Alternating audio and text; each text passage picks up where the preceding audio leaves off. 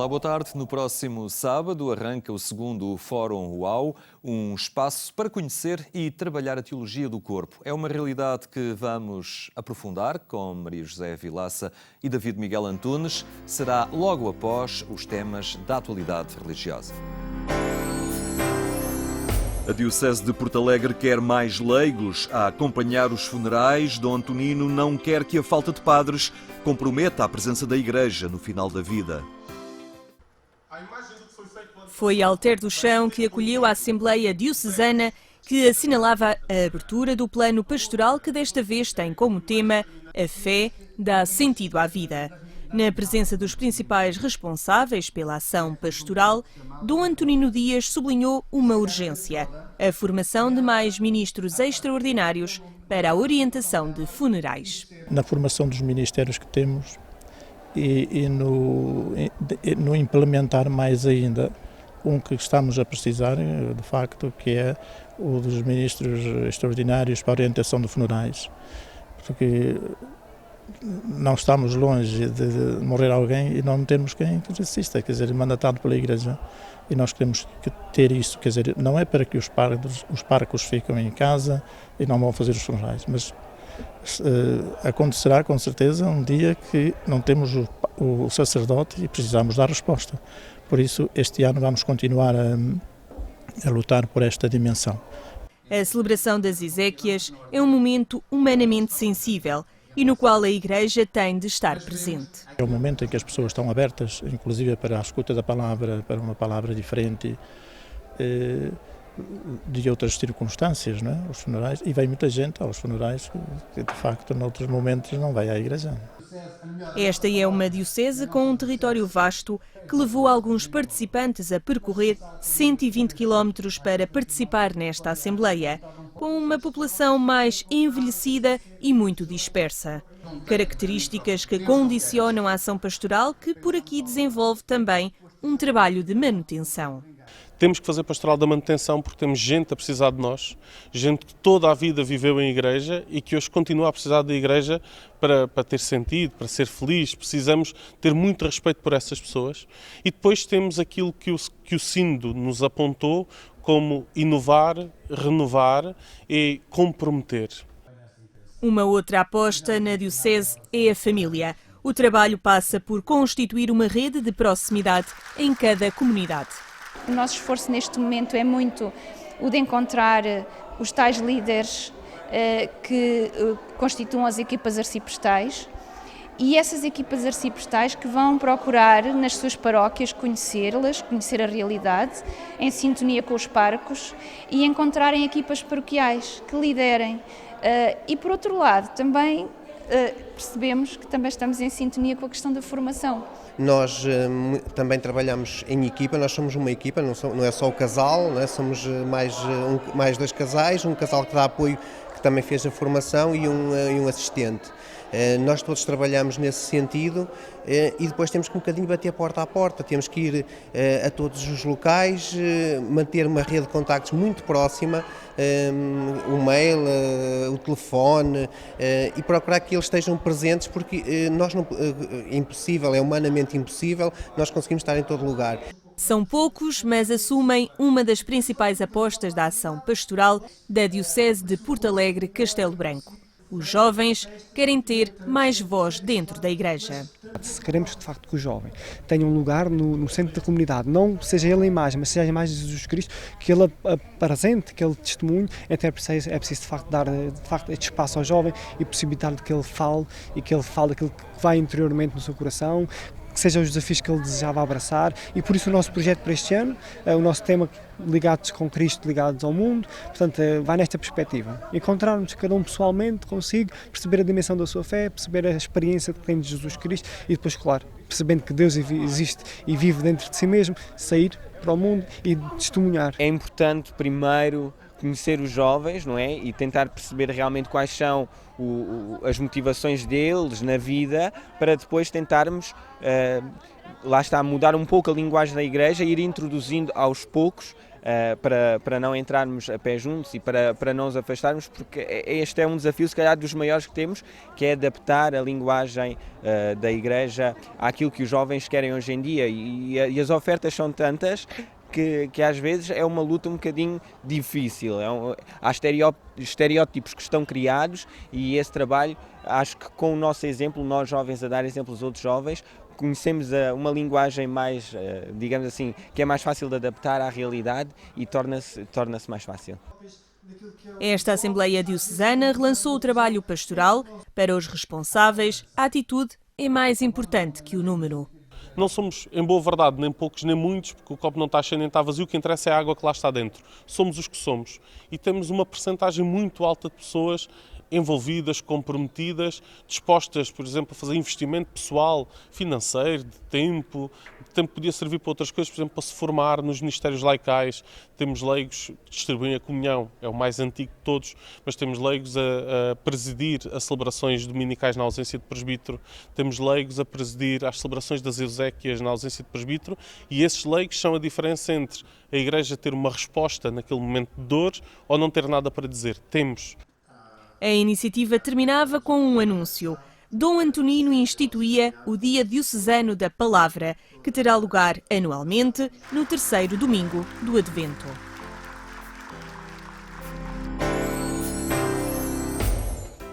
Em Beja, a Constituição Sinodal vai ser o farol da Igreja para os próximos anos.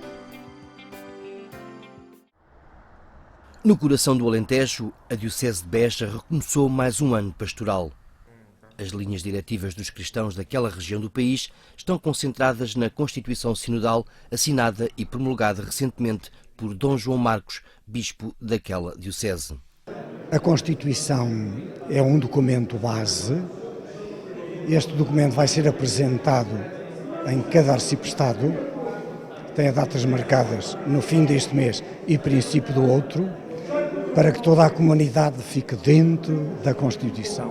É vontade do nosso bispo que a comunidade cristã, a diocese, se organize de acordo com a Constituição. Este sínodo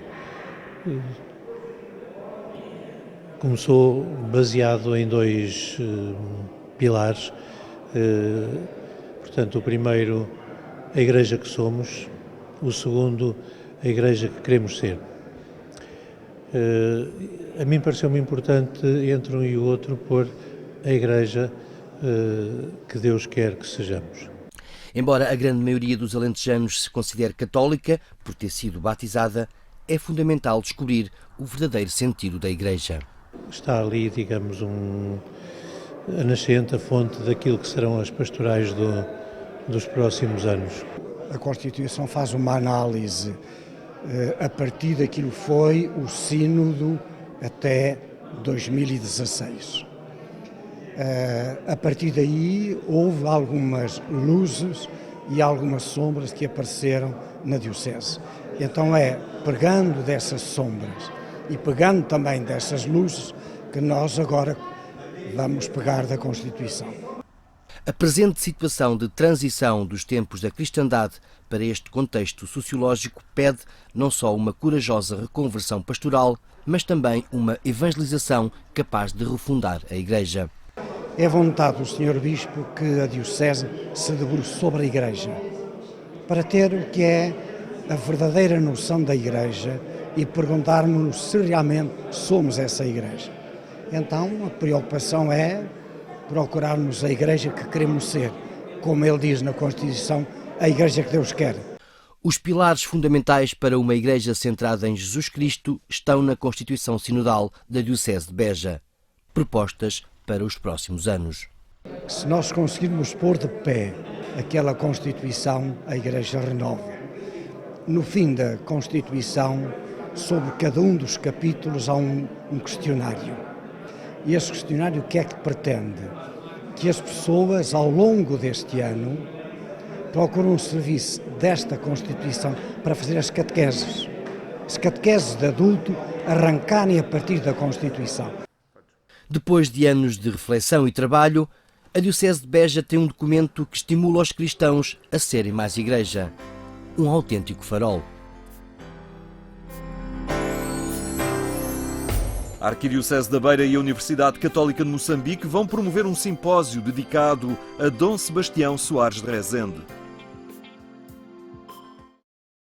A Arquidiocese da Beira e a Universidade Católica de Moçambique promovem esta quinta e sexta-feira um simpósio dedicado ao Bispo Dom Sebastião Soares de Rezende no Centro Universitário de Cultura e Artes. O encontro vai abordar várias dimensões do bispo português que participou no Concílio Vaticano II. O bispo português que mais intervenções teve no Concílio, no Segundo Concílio do Vaticano, 10 intervenções. Podemos até considerar 12, se considerarmos as suas achegas para a preparação do concílio. O que é notável, é o que mais intervenções tem, o que denota uma pessoa que refletia muito sobre a realidade. O simpósio sobre o primeiro bispo da Beira realiza-se nos 50 anos da sua morte. Dom Sebastião Soares de Rezende era natural de Milheiros de Poiares, na Diocese do Porto, e faleceu em janeiro de 1967. Em Moçambique, todos os anos escrevia uma carta pastoral. Foi pioneiro nos meios de comunicação social e defendeu o direito do povo moçambicano ainda antes dos movimentos de libertação. Os grandes meios de comunicação que existiam, foram ele que os criou, foi ele que os animou e depois também os problemas que teve com o Estado Novo, os problemas que teve com Salazar e que enfrentou sempre de forma digna. O caráter inovador do munus pastoral de Dom Sebastião Soares de Rezende e o seu contributo no Segundo Concílio do Vaticano é a conferência de encerramento do simpósio e vai ser proferida por Dom Carlos de Azevedo. De Portugal assinala-se também a presença do arcebispo primaz Dom Jorge Ortiga no simpósio e na celebração eucarística na cidade da Beira nos dias 5 e 6 de outubro.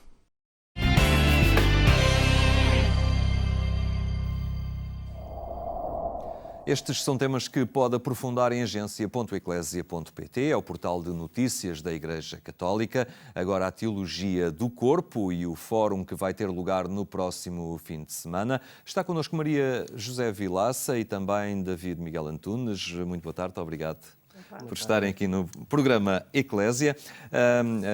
Maria José começava por si, desde logo, e convém situar os nossos telespectadores a falar um bocadinho do que é, então, este conceito da teologia do corpo.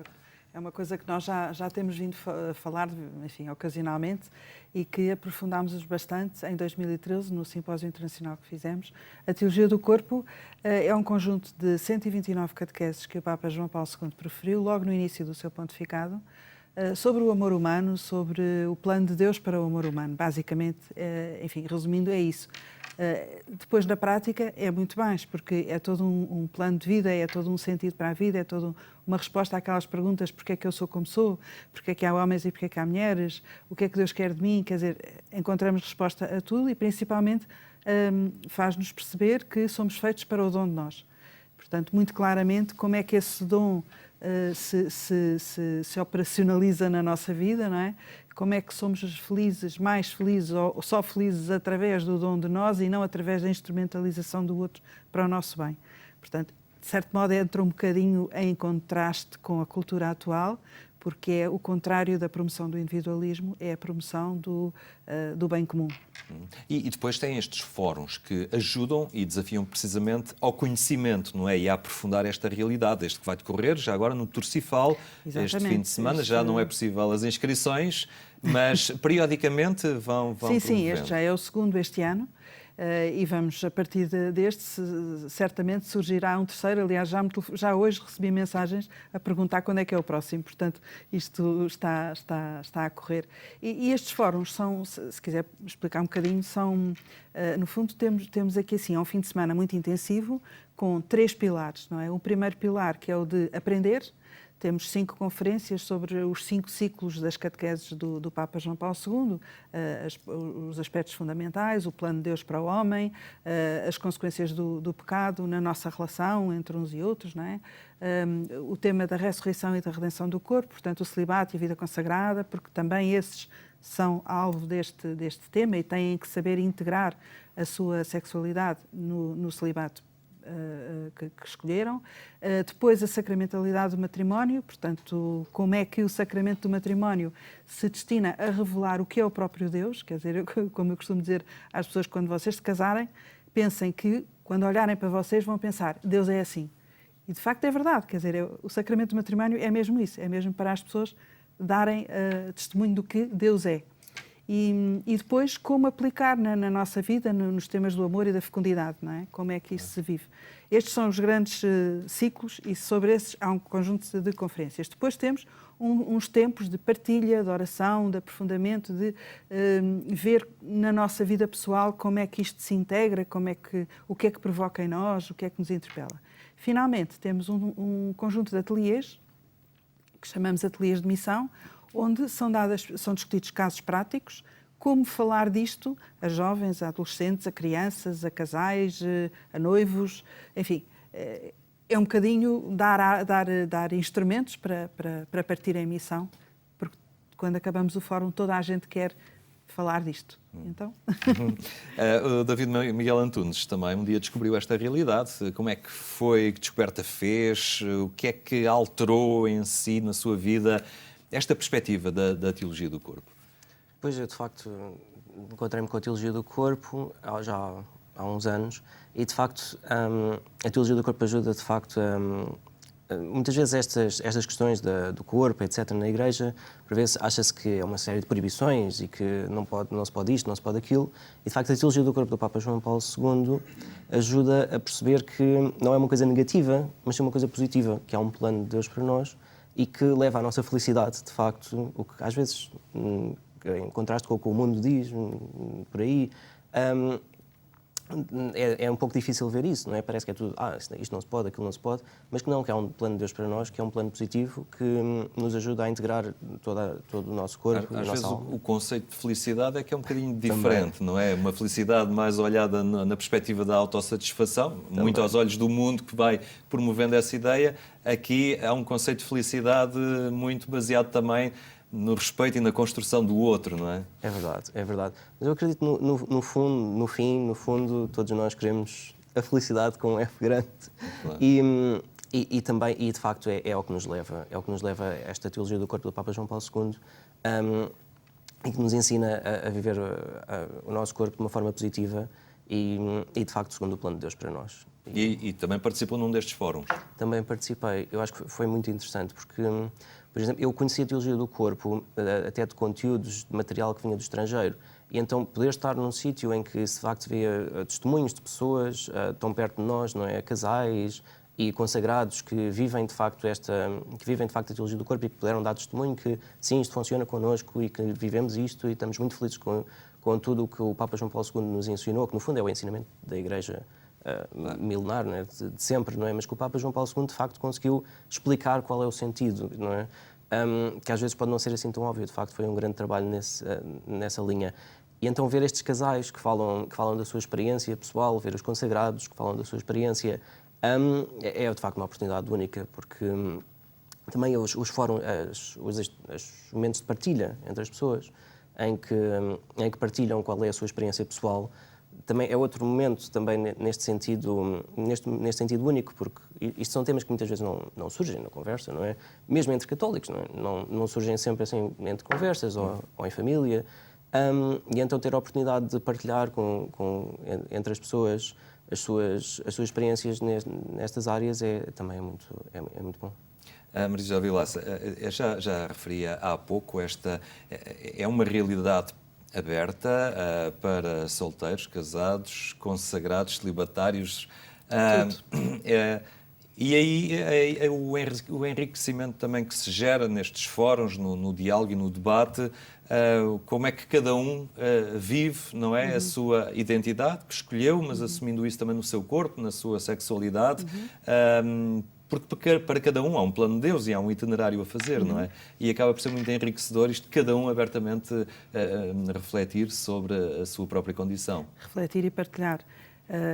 Não acontece nenhum encontro da teologia do corpo em que não haja pessoas, a maioria delas, a dizer isto é fantástico, porque é que eu ainda não aprendi isto, porque é que eu não tinha ouvido falar disto antes?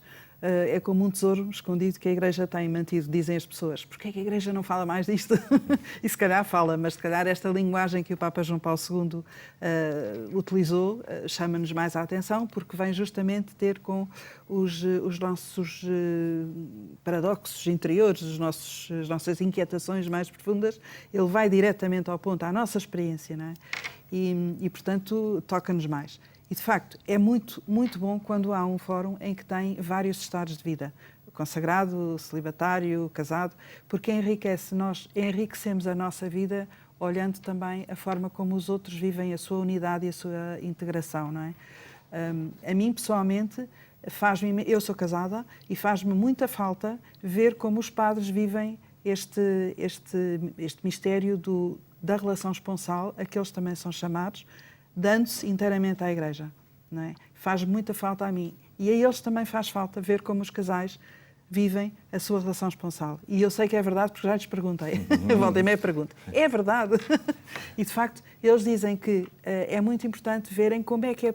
Porque eles, vivendo celibatários, muitas vezes podem se tornar uns velhos solteirões egoístas e tal, não é? E vendo como o Deus nos chama a desinstalar-nos continuamente para viver em função do bem comum, em função dos outros, eles próprios também se sentem provocados por nós. Portanto, ter vários estados de vida num fórum é um enriquecimento fantástico. É muito bom. Muito bem, eu agradeço a vossa presença aqui. Lembro que já não é possível inscrições para este fórum, que é já no próximo fim de semana, mas é uma questão das pessoas estarem atentas e perceberem quando é que acontecerá o próximo fórum. Temos uma página de Facebook onde podem também depois ir vendo quando é que é o próximo. Muito bem. Nós vamos então acompanhar também as vossas atividades. Agradeço a vossa presença aqui. Até uma próxima oportunidade. A Teologia do Corpo, um fórum de aprofundamento já este fim de semana.